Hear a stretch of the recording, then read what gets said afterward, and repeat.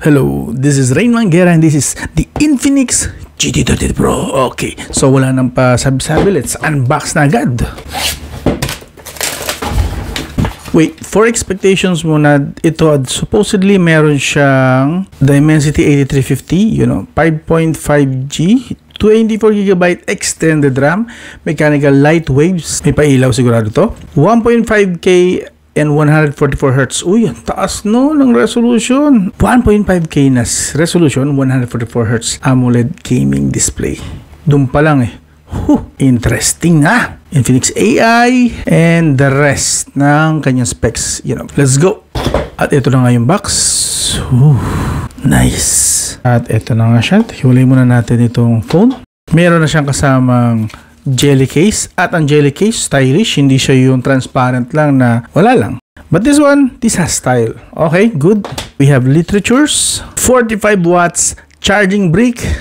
Okay, not bad. A charging/data cable na din. This is type C to type A, So basically ito magkakasama sa box. Okay, umpisa na natin.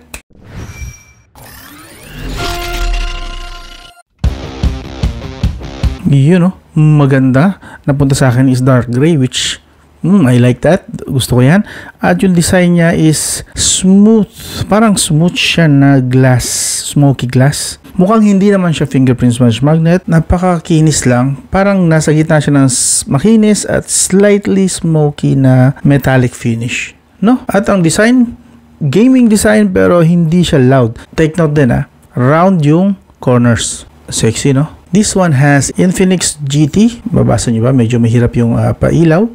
Yan. It says here Infinix GT. And then meron tayo dito for some reason parang connection ng mga wires. Pero syempre design lang yan. Same goes here and here. Okay, meron din dito. Okay. Sa camera may nakasulat ng 108 megapixel AI camera. Nice.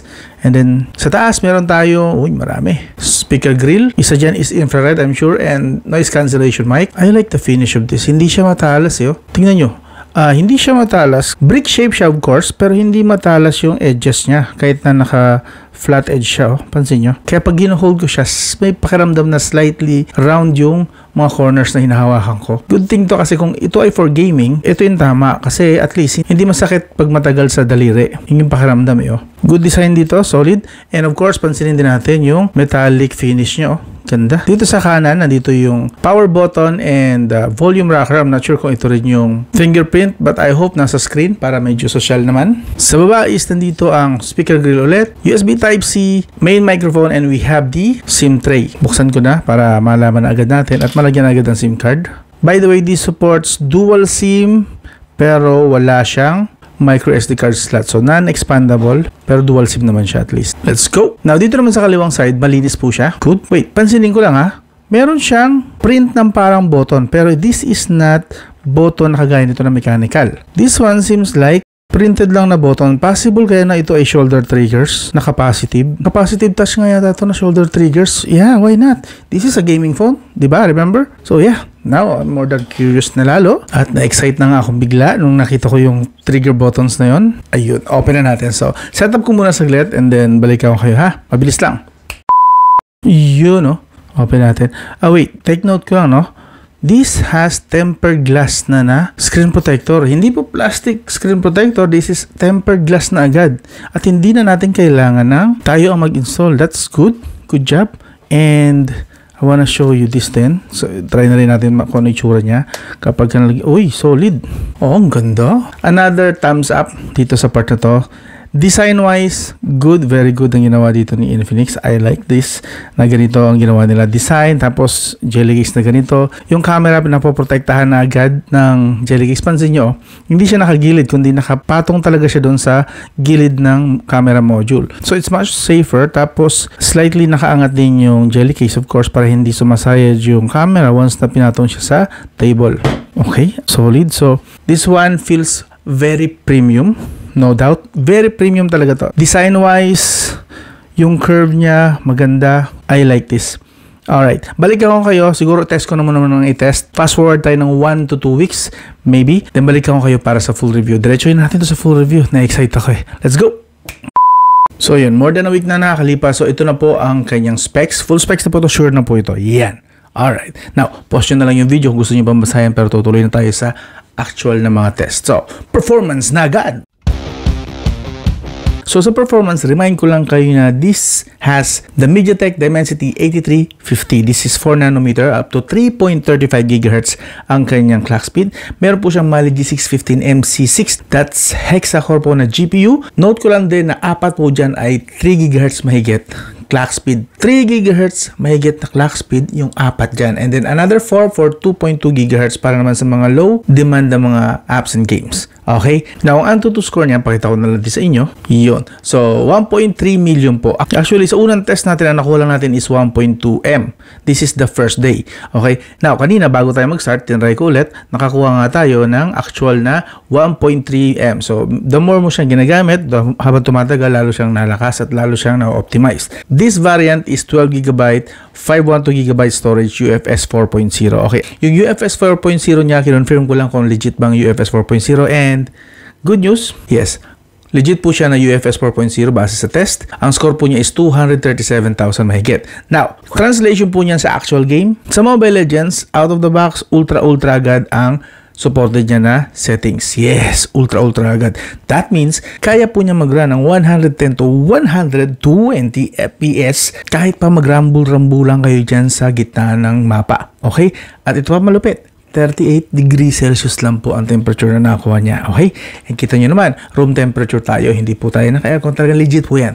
38 degrees Celsius kahit po magrambulan kayo dyan sa mapa. Okay? Now, sa Call of Duty Mobile, dito medyo naging challenging ng konti. Sinet lang natin siya sa low graphics, pero sinet natin naman yung FPS niya sa ultra FPS. Nilaro ko siya both sa Battle Royale at saka dun sa maliit lang na maps, pero mostly nagba-Battle Royale ako. Nakakakuha po tayo ng at least 85 to 90 FPS. Stable po dyan. Actually, never ko siya nakita mo ba na 70, but average po niya na temperature naman, 42 degrees Celsius. So, solid po maglaro dito ng Call of Duty Mobile just in case na gusto nyo po panalo. Now, sa PUBG Mobile naman, sa mga fan dyan ng PUBG Mobile, sinet natin siya sa smooth graphics at supported din niya Extreme Plus FPS. So, that means, kaya niya po mag-run ng 110 to 120 FPS. Yan, kitang-kita nyo naman. Medyo nga lang uminit dito ng konti. Umakyat tayo ng bagya sa 44 degrees Celsius. Still, that's better than sa mga ibang mga smartphones dyan na umahato pa hanggang 50 degrees Celsius. This one, 44 degrees Celsius, sulit. Okay? Now, sa Zenless Zone naman na game, tinry lang natin, kahit bihira lang ako maglaro nito, sinet natin siya sa medium graphics at 60 FPS na gameplay. Nagra naman siya in fairness sa 60 FPS at average na temperature niya dito uminit talaga, mabigat kasi talagang Zenless Zone 44 degrees Celsius. Yan, solid. Pero again, naglalaro tayo sa 55 to 60 FPS, stable. Not bad, di ba? Now, sa Genshin Impact, so medyo challenging tayo. By default, medium graphics. So, sinundan na natin yung default niya. Hindi natin binago yung medium graphics, pero sinet natin siya sa 60 FPS. At guess what? Nakakuha tayo ng stable na 60 FPS. Average, around 46 degrees Celsius din. Ba? Stable, pero yun nga lang, medyo umiinit siya. Pero kung i-adjust nyo na siguro sa low graphics at 60 FPS, tingin ko mas mababa yan dyan. Pero yun ang nakuha natin, as is na po yun, okay? And finally, sa Grid Autosport, nag-try lang tayo ng konting racing. Nakaset tayo sa performance mode at nagfa-fluctuate po siya around 50 to 60 FPS and 41 degrees Celsius lang in fairness. And yes, gumagana po dito ang gyroscope. Responsive po ang kanyang gyroscope, solid. Pwede nyo pong gamitan ito. Lalo na sa Call of Duty Mobile, sa mga naglalaro dyan ng may gyroscope, pwede po. Okay po yung gyroscope niya. Okay? So, point out ko lang. Gusto ko lang pansinin nyo na meron siyang X Arena, which is ito po yung sa gaming mode niya. Yes. Tanggalin lang natin to. So, dito, just so you know, pwede nyo po itong gamitin para i-adjust yung mga features ng game. Okay? From screenshot, screen record, select search, memory cleanup, just in case na gusto mo, feeling mo yung RAM is medyo puno na, pwede mong i-memory cleanup para yung RAM is mag-focus sa game na nilalaro mo. And then you can switch from power saving, equilibrium, and performance mode. So, all this time, ginamit natin hanggat maaari sa performance mode. And then we have image stabilization, esports mode. Sa esports mode, yan po, pwede nyo pong i-block yung mga incoming notifications, so on and so forth, and enhancement din sa performance. Touch optimization, meron din po tayo. Yan, esports grade. Again, for competitive gaming po yan. And then, super boot. Super boot naman po is pampabilis po siya na run agad. Kunwari, like Genshin Impact, ang tagal di ba mag-run. So pag in-on nyo po yan, mas mabilis po ng konti ang pag-launch ng mga games. Yes, Superboot. Since UFS 4.0 ito, isa sa mga pinaka-latest na storage, kayang-kaya po niyan Superboot. Network enhancement, just in case lang, yun, meron siya. And then, bypass charging, yes. Makakapaglaro po kayo dito ng bypass charging. Just in case na ayaw nyo masira, medyo napapranin lang kayo ng konti, ayaw nyo masira ang battery nyo while gaming kasi low-bat na. So, you can turn this on and okay po. Solid po. Gumagana naman siya. Na-test ko na rin. Call rejection, call on hold, and so on and so forth. Meron dito isa na magugustuhan nyo. Ito, Magic Voice Changer, just in case na nag-stream kayo, online streaming kayo at gusto nyo baguhin ng mga boses nyo, pwede po, meron kayo at least 4 na free na voice and then the rest, i-unlock nyo lang po yan gamit ang, I don't know, credits maybe. And then light effects, just in case, dito yan sa likod actually, nakikita nyo yan. And then we also have graphic enhancement. Kung tingin nyo kulang ang kulay, hindi ganun katingkad, well, you can enhance it. Tingnan nyo naman magbabago yan. Kitang-kita nyo, Oop, di ba? Ito yung luma, ito yung colorful, soft, and realistic. So, favorite ko dyan gamitin is colorful kasi gusto talaga matingkad. But, classic is the way to go. And then, we have the GT Trigger. Ito talaga. I know, ito yung inabangan nyo. Gumagana ba talaga itong GT Trigger? Yes, gumagana po siya. You can customize ad strategy kung gusto nyo na every time na pipindutin nyo siya. O natin ha.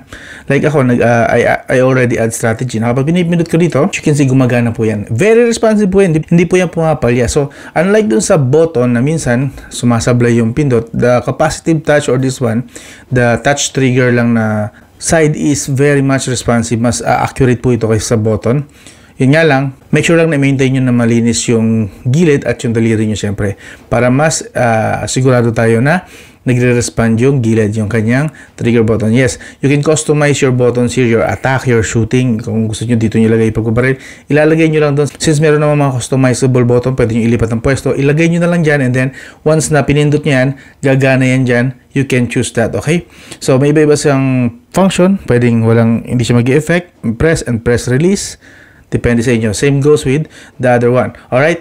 Now, meron namang mga single press combo. You can experiment naman here. Haptic feedback, depende. So, like right now, naka-on siya. Kapag pinipindot ko, mayroong vibration ako. Mabilis lang. Like, half second lang na vibration. Ramdam na ramdam mo, medyo malakas ang haptic So, solid din ang haptic feedback niya actually. And then, of course, we have the magic button naman. Kung gusto mong isali rin yung volume button para maging extra button din kasi medyo malayo na siya no? Hindi ko na re-recommend. But if you can reach it, kung mahaba naman daliri nyo, pwede nyo idagdagan din. So, mayroon ka ng dalawa rito. As you can see, dalawa, kaliwat kanan. And then, you can also customize the volume button to be a gaming button din. Ayun, dito po sa magic button yan. Alright. Pero hindi ko na ginagawa kasi medyo malayo, hindi ko naabot. The best one is dito. Yan, makikita nyo dyan sa games habang naglalaro tayo. Yan, ganyan ko siya ginagamit. Alright. As far as gaming function ang pag-uusapan, very good po itong si Infinix GT30. Meron tayong gaming buttons. Plus ito pa kung gusto nyo pa. And then we also have this. Yung itsura pa lang. Okay. Solid na solid pa. Para sa akin i-add ko na lang siguro to. This definitely looks like a gaming phone sa itsura pa lang. But this one, note ko lang na napakagara po yung mukhang gaming phone niya. This is like the gaming phones nowadays pero nag-mature siya ng konti at mas mukhang classy, mas malinis tingnan. Hindi siya yung ang dami-daming nilagay na parang mukha ng clown mukha ng clown yung gaming phone. But this one, classy tingnan, solid. Pag malayo nakikita, mukha lang siyang premium na smartphone and then may pailaw pa. Yeah, this is more like classy and mature na gaming phone design. Solid dito si Infinix. Never fails to impress me pagdating sa mga design, solid talaga. So, pagdating sa performance, bibigyan ko to ng 9 out of 10. Again, yung 9 out of 10 na yan po is based lang sa price tag niya. Of course, iba ang flagship level ng mga performance. I-rate natin yun sa price tag ng mga taga-flagship. But this one, sa price tag na ino-offer niya, 9 out of 10 po, solid. As in terms of gaming features and performance. Alright, malinaw yun. Now, lipat na tayo sa display. So, kitang-kita nyo naman, gaano ka-ganda, ka-vibrant ang display niyan. Okay? This is 6.78 inch AMOLED display. Up to 144Hz screen refresh rate. So, pakita ko lang sa inyo saglit. Pag pumasok tayo sa settings and then under display, makikita natin ang screen refresh rate up to 144Hz po ang supported yan. Pero most of the time, actually, magagamit nyo yung 120Hz lang. Kasi, hindi naman lahat ng games, lahat ng apps is supported ang 144Hz. Usually, 120Hz lang. Iba nga, 90-60 lang. Pero, at least meron kapag dumating na yung time na Common na lang ang 144Hz sa mga apps and games. Supported agad ni Infinix GT30 Pro. Sa labas naman, kapag ginamit ng mga tropa nating riders, sa tanghaling tapat, supported po niya hanggang 700 nits typical brightness, hanggang 4,500 nits peak brightness po yon. Kaya po niya actually. And kita naman dito natin sa kanyang high brightness mode under display settings pa rin. Supported po niya. Alright? And then color style, you can also choose whether original color lang or bright colored. And you know me, bright colored agad. Gusto ko makulay at maganda tignan sa mata. Now, other features ng display naman, supported dito hanggang 10 multi-touch. Yes, sabay-sabay na delivery habang naglalaro yung mga ML players dyan. Pwede. Sa touch sampling rate, supported agad niya ang 250Hz. So that means, kahit hindi pa kayo nag-gaming mode, pang gaming na agad yung responsiveness ng touch niya. Okay? And kapag naka-activate ang gaming mode, up to 1000Hz touch sampling rate. Not bad. Siyempre, supported din ito ang wideband level 1. At pagdating sa overall display, kitang-kita nyo naman, gaano kaganda yan, gaano kabuhay na buhay, ang solid lang tingnan, di ba? Yes, masarap manood po rito, of promise. So, sa display, bibigyan ko to ng rating na 9 out of 10. Yes, ganyan kaganda ang display niyan. So lipat naman tayo sa battery. Okay, now sa battery nito meron siyang 5,500 mAh battery, not bad. Supported din niya ang 45 watts charging at sa PC Mark, tinest natin siya, isang beses ko lang na-test, actually nakalimutan ko i-test yung pangalawa, but for full brightness and full volume, nakuha natin 9 hours lang. So basically, average lang po yung kanyang battery endurance using the battery optimization and software. So average lang po tayo. Now, nabanggit ko na kanina, supported din to ang bypass charging. And of course, papakita ko rin yung setting ng battery para ma-idea lang kayo. Meron tayong high performance mode just in case na gusto nyo all the time gaming mode. Hindi lang during gaming. Pwede rin sa ibang apps. Sa editing apps nyo pwede. Yan. Sige, on nyo. Bahala kayo. Pero make sure lang na alam nyo na malakas po sa battery yan overall. Pero at least nandyan. Very good kasi meron tayong trigger or switch para sa gaming mode or high performance mode anytime, anywhere, kahit hindi gaming. Nice job, good job. And sa battery health and charging, meron tayo iba-ibang mga features dito. We can check the battery health. Yes! And supported dito ang custom charging protection.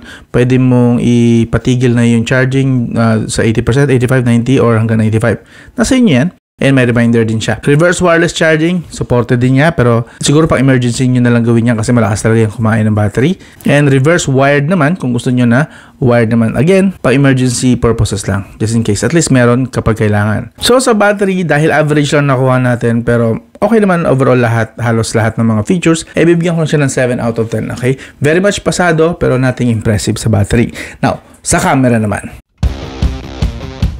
108 megapixel po ang main camera nito.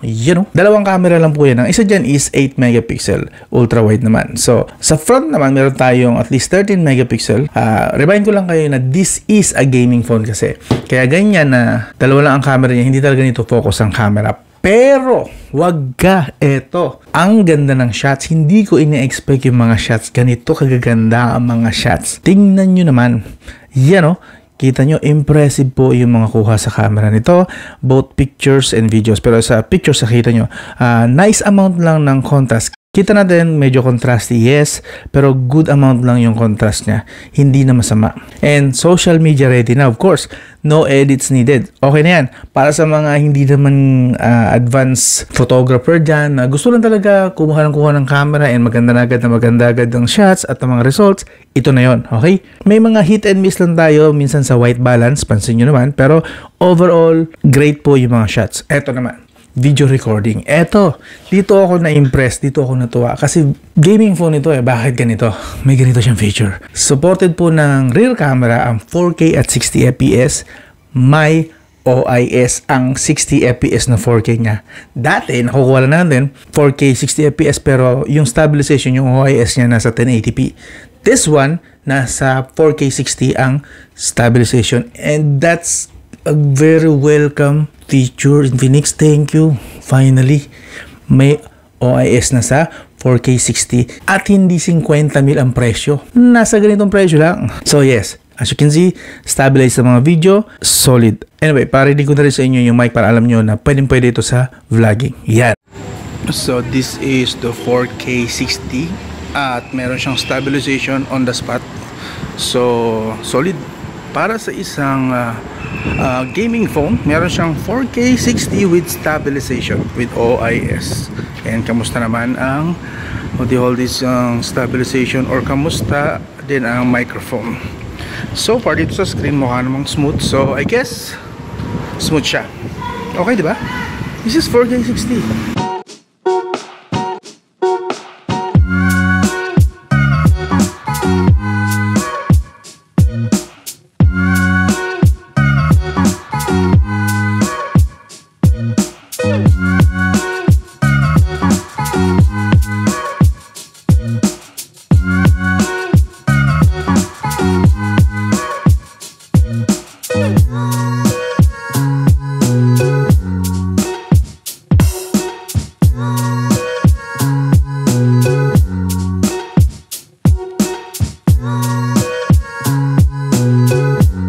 Now, dito sa front, 4K 30 FPS lang yung max niya.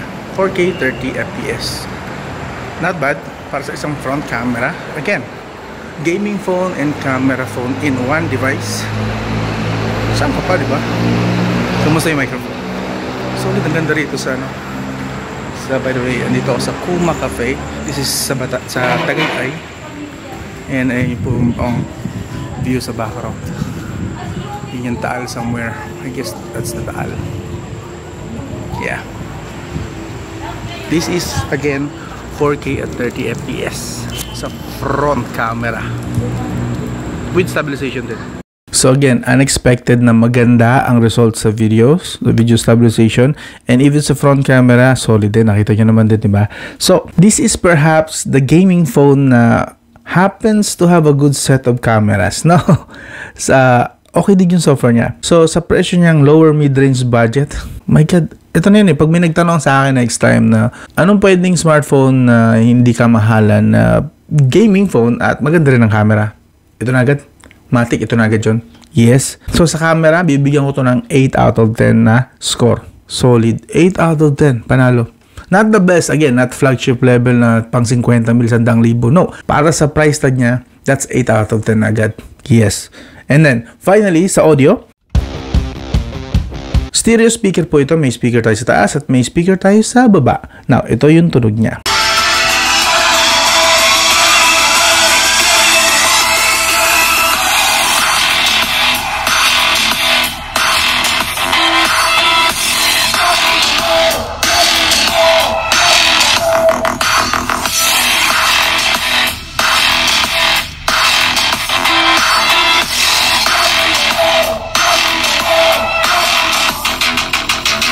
Note ko lang na ito ay tuned by JBL, so kaya maganda ang tunog niya.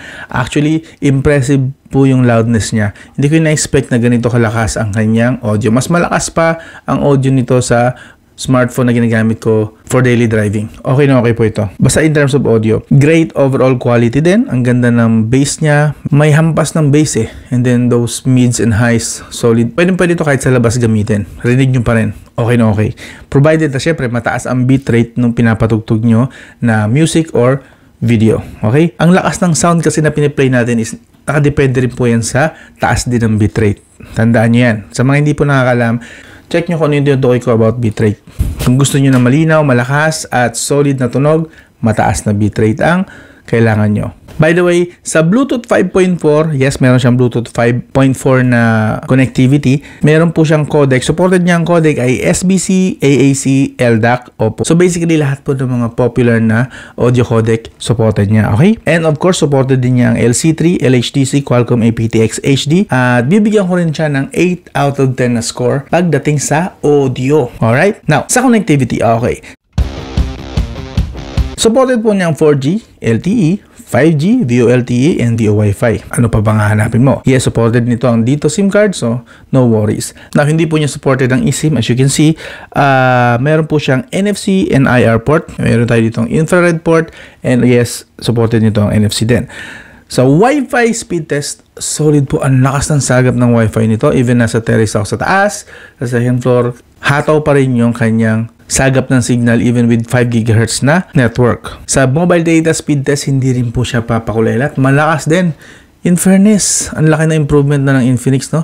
From dati na pumapalya-palya ang mobile data, ang Wi-Fi. Now, isa na siya sa mga beast at napakamura po ng offerings nila. Okay, again, binabase ko po ang performance, lahat ng features na pinapakita niya base sa price. I know hindi ito pang 50 mil and that made it much better kasi ang solid po talaga. GPS accuracy naman para sa mga tropa nating riders dyan. Ang accuracy po niya is 1 to 3 meters. So solid po kung gagamitin niyo po sa Google Maps and Waze. Very good.